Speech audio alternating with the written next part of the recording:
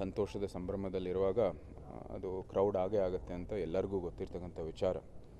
ಈ ಒಂದು ಸಂದರ್ಭದಲ್ಲಿ ಸರಿಯಾದಂಥ ವ್ಯವಸ್ಥೆಯನ್ನು ರೂಪಿಸಬೇಕಾಗಿರ್ತಕ್ಕಂಥದ್ದು ರಾಜ್ಯ ಸರ್ಕಾರದ ಹೊಣೆ.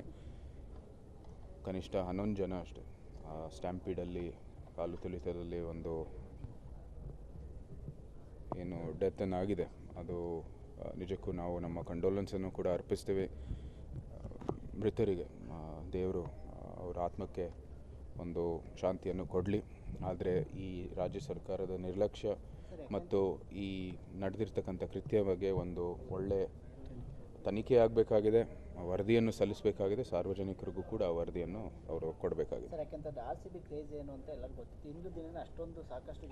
ತುರ್ತಾಗಿ ಇಂಥ ಒಂದು ಆಚರಣೆ ಮಾಡಬೇಕಾಗಿರ್ತಕ್ಕಂಥದ್ದು ಯಾರೂ ಹೇಳಿಲ್ಲ. ಒಂದು 2-3 ದಿನ ವಿಳಂಬ ಮಾಡಿ ನಂತರ ಇದನ್ನ ಏರ್ಪಡಿಸಿದರೆ ಬಹುಶಃ ಇದಕ್ಕೆ ಒಂದು ಒಳ್ಳೆ ಆಚರಣೆ ಆಗ್ಬೋದಾಗಿತ್ತು. RCBಯ ಗೆಲುವು ಕೂಡ ಪ್ರತಿಯೊಬ್ಬರು ಕೂಡ ಒಂದು ಭಾಗಿಯಾಗ್ಬೋದಾಗಿತ್ತು.